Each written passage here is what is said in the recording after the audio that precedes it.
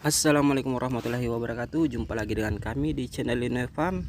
Nah kawan-kawan, kami akan mencoba untuk memperlihatkan mengapa kemudian proses pengomposan atau penguraian bahan organik itu penting untuk dilakukan, dan apa fungsinya untuk tanaman. Nah di depan kita ini sudah tersedia kompos di Linoe Farm yang sedang kami olah. Nah untuk sementara ini suhu yang kami peroleh dalam 41 derajat. Saat ini proses pengomposan di Linoe Farm ini sudah berjalan 2 minggu lebih, dan ini sudah terjadi penurunan suhu, sedangkan suhu maksimal yang kami bisa dapatkan itu di 48 derajat. Itu sudah sangat ideal ya untuk proses pengomposan. Nah selain itu juga di 2 minggu ini kita sudah melakukan pengapuran, tapi pengapuran yang kami lakukan itu tidak lebih daripada 500 gram. Ini hanya untuk sekedar untuk menetralkan pH yang ada di dalam kompos, agar di saat digunakan nanti kompos bisa lebih maksimal untuk kesuburan tanah. Ini ya gambar komposnya. Adapun bau daripada kotoran-kotoran ternak ini atau limbah jerami ini sudah menghilang.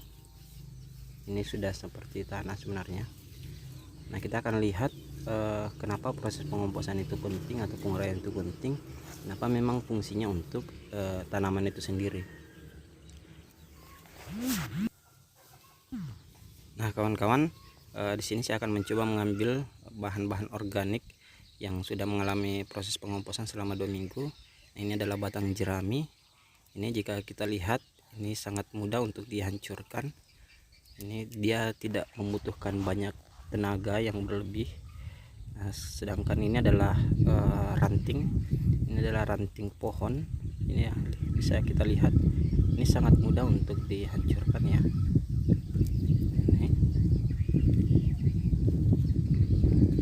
Kemudian saya akan mencoba mencari bahan yang lebih besar. Nah ini dia ada ranting juga, tapi ini lebih besar ya. Nah kawan-kawan bisa saksikan sendiri, ini adalah bahan kompos yang sudah 2 minggu lamanya. Nah ini kawan-kawan, ini lebih parah lagi, ini sangat mudah itu. Kawan-kawan bisa melihat dengan sendiri. Nah di depan kita ini sudah tersedia bahan organik yang belum mengalami proses pengomposan. Nah ini adalah serat-seratnya, ini adalah daun pisang. Nah, saya akan mencoba untuk memotong berlawanan dengan arah seratnya. Ini kawan-kawan bisa saksikan, ini sangat sulit ya. Nah bisa dibayangkan kawan-kawan, jika saya sebagai manusia saja itu sulit untuk melakukan penghancuran terhadap daun pisang ini yang belum mengalami proses pengomposan, bagaimana dengan tanaman yang ingin melakukan aktivitas konsumsi haranya? Itu akan lebih kesulitan lagi dan bisa memakan waktu banyak.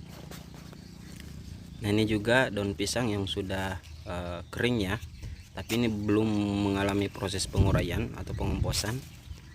Nah kawan-kawan bisa kita saksikan sendiri ya.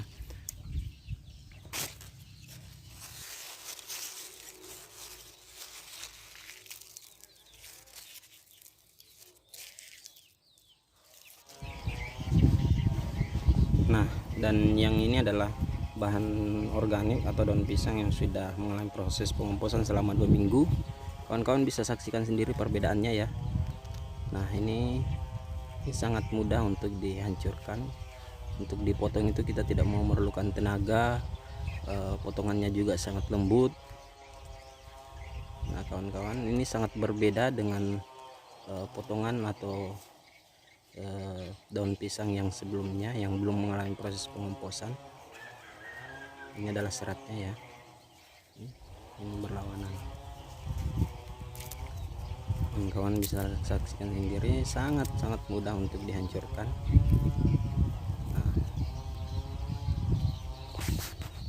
Nah kawan-kawan, kita telah memperlihatkan perbandingan kedua bahan organik yang telah mengalami proses pengomposan dan yang kedua adalah bahan organik yang belum mengalami proses pengomposan.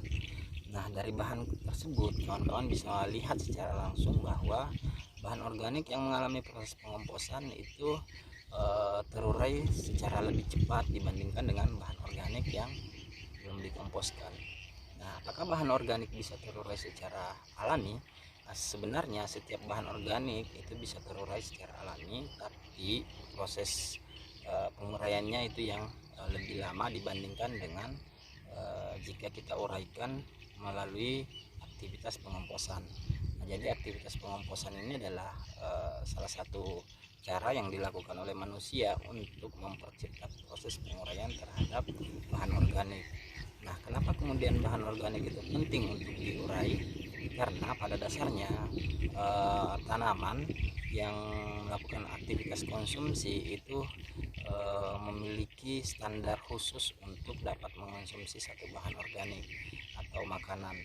Nah, di dalam tanah bahan organik itu harus memiliki rasio CN yang hampir mirip dengan tanah. Nah, sedangkan tanah itu memiliki rasio CN yang tertentu yang sangat berbeda dengan bahan organik yang belum mengalami proses pelapukan. Jadi proses pelapukan adalah satu proses untuk memiripkan bahan organik terhadap tanah yang ada di lahan kawan-kawan. Jadi bahan organik itu diurai sehingga rasio CN-nya itu semakin lebih rendah. Nah, rasio CN di masing-masing bahan organik itu memiliki perbedaan. Misalnya jerami itu rasio CN-nya kalau saya tidak salah itu sekitaran 50-an lah, 50-an. Kemudian bahan organik yang lebih keras misalnya kayu itu bisa sampai ratusan nilai rasio CN-nya, sehingga semakin tinggi rasio CN yang dimiliki oleh bahan organik itu, maka semakin lama pula proses pelapukan atau penguraian yang terjadi pada bahan organik tersebut. Nah, jika semakin lama proses penguraian ini, maka proses tanaman untuk mengonsumsi hara dari bahan organik tersebut juga tidak dapat berlangsung kecuali di saat bahan tersebut sudah terurai. Nah, makanya penting untuk melakukan proses pengomposan, karena itu tadi bahan atau rasio CN yang ada di bahan organik itu bisa diturunkan secara lebih cepat untuk bisa dikonsumsi tanaman dan bisa diaplikasikan secara lebih cepat.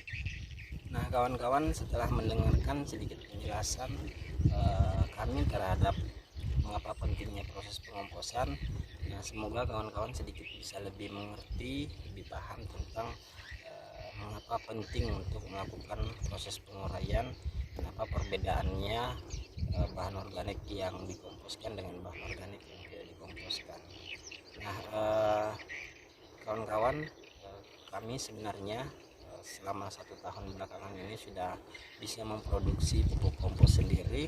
Jadi setiap tanaman yang kami miliki itu sudah bisa menggunakan pupuk kompos kami. Jadi secara sedikit lebih mandiri kami mencoba untuk melepaskan ketergantungan terhadap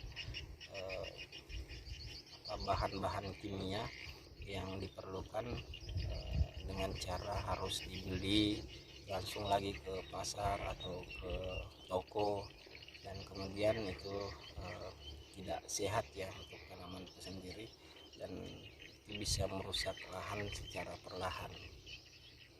Nah, dari 1 tahun ini kami membuat pupuk kompos itu kami menggunakan beberapa macam bakteri. Nah, untuk pengomposan kali ini kami menggunakan satu produk bakteri yang dikeluarkan oleh salah satu balai penelitian di Indonesia. Kemudian produk ini itu sangat simpel atau praktis untuk kami, karena biasanya dalam proses pengomposan itu kita perlu membalik kompos supaya proses pengomposan itu atau penguraian itu bisa dilakukan secara merata. Nah, kami sendiri saat ini sudah tidak memerlukan proses pembalikan secara berkala itu, karena produk yang kami gunakan sudah tidak memerlukan proses pembalikan. Nah, sebenarnya tidak masalah jika bahan organik yang kita komposkan itu hanya 10 kilo, 100 kilo, itu sebenarnya tidak masalah untuk di proses pembalikannya, karena itu tidak terlalu rumit jika hanya berada di volume sekian. Tapi misalnya jika kami kami ini menggunakan kompos atau membuat kompos sampai 1 ton 2 ton itu untuk membalik hanya 1 orang itu memerlukan waktu seharian, dan itu sedikit sulit ya untuk kami. Jadi untuk mempraktiskan itu ya kami menggunakan produk yang kami maksud tadi. Nah, produk yang kami maksud itu adalah Promi. Promi itu satu bahan aktivator pengurai yang terdapat di toko-toko pertanian. Nah, kalau kami sendiri dapatkan di market online.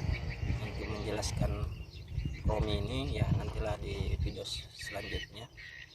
Tapi kami sangat berterima kasih kawan-kawan mau meluangkan waktu untuk mendengar atau melihat video kami atau mengunjungi channel kami. Nah, terus berlangganan di channel kami karena kami siap untuk memberikan pengalaman-pengalaman kami sesuai dengan pengalaman kami ya. Tentu juga dengan hasil daripada pembelajaran kami melalui riset-riset yang sudah dikeluarkan oleh para peneliti-peneliti yang ada di Indonesia. Nah, terima kasih kawan-kawan, sampai jumpa di video selanjutnya. Tetap bahagia, tetap semangat bertani, dan satu lagi sih, pemuda itu harus bertani karena bertani itu keren. Terima kasih. Wassalamualaikum warahmatullahi wabarakatuh.